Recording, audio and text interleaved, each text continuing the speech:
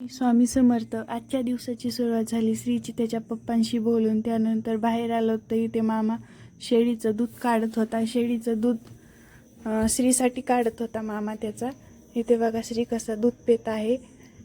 त्याला त्याची आजी दूध भरवते. आणि आज आमच्या घरी कढी आणि लापशीचा बेत चालू होता. त्याच्यासाठी इथं लापशी घेतली, त्याच्यामध्ये तूप टाकलं आणि एकदम लाल अशी भाजून घेतली ती लापशी. ती लापशी नंतर कुकरमध्ये काढून घेतली आणि त्याच भांड्यामध्ये मी 2 तांबे पाणी घेतलं. ते गरम होऊन दिलं आणि ते कुकरमध्ये टाकून घेतलं. कुकरला टोपण लावून घेतलं आणि गॅसवर ठेवलं. कुकरच्या 5 ते 6 शिट्ट्या होऊन द्यायच्या, जेणेकरून लापशी अशी मऊ शिजली जाते. तिथेच मी कढीची तयारी चालू केली. कढीसाठी 4 ते 5 हिरव्या मिरच्या, कोथिंबीर आणि लसूण घेतला होता. ते मिक्सरमध्ये काढून घेतलं.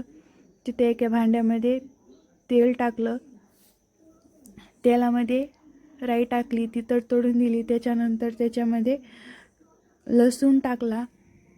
लसूणही असा तडतडून दिला. त्याच्यानंतर त्याच्यामध्ये जिरे टाकले आणि हे सगळं असं लाल होऊन दिलं. लाल झाल्याच्यानंतर त्यामध्ये कढीपत्ता टाकला आणि कढीपत्ता टाकून झाला की लगेच ताक घेतलं होतं. त्या ताकामध्ये मी बेसन पीठ टाकून असं थिकनेस येण्यासाठी टाकलं होतं बेसन पीठ.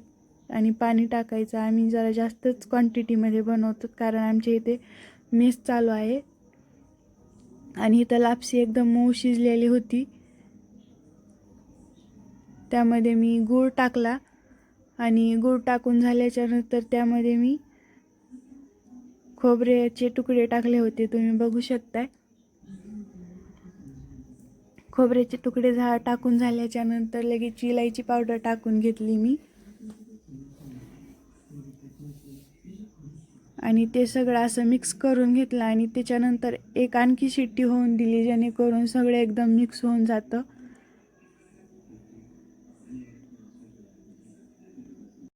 तर खाली श्रीची बघा कशी मस्ती चालू होती. पावडरचा डब्बा सांडून कसा हसत होता, तो कसा खेळत होता त्याच्यासोबत. तर असा गेला आजचा दिवस माझा. व्हिडिओ आवडला असल्यास लाईक, शेअर आणि सबस्क्राईब करायला विसरू नका. श्री स्वामी समर्थ.